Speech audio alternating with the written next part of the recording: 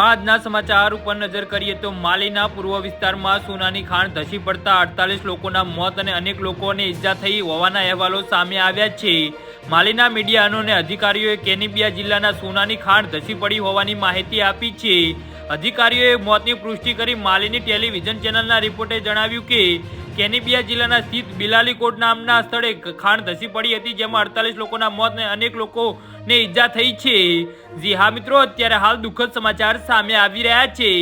માલીમાં આ વર્ષે આ બીજી ભયાનક દુર્ઘટના બની છે। કેનીબિયા ક્ષેત્રના અધિકારી મોહમ્મદ ડીકો એસોસિએટેડ પ્રેસ પાસેથી ઘટનાની પુષ્ટિ કરી છે અને કહ્યું છે કે ઘટનામાં 48 લોકોના મોત થયા છે। જી હા મિત્રો, અત્યારે હાલ દુઃખદ સમાચાર સામે આવી રહ્યા છે।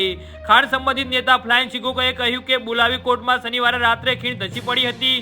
ચીનના નાગરિક દ્વારા સંચાલિત ખાણમાં ભૂસ્ખલન થયું હતું। ડીકોએ કહ્યું અધિકારીઓ એવી પણ તપાસ કરી રહ્યા છે। જી હા મિત્રો, તો આના વિશે તમારું શું કહેવું છે તો નીચે મારી કમેન્ટ બોક્સમાં જરૂરથી જણાવજો અને મારી યુટ્યુબ ચેનલને સબસ્ક્રાઇબ કરવાની ભૂલતા નહીં। ધન્યવાદ।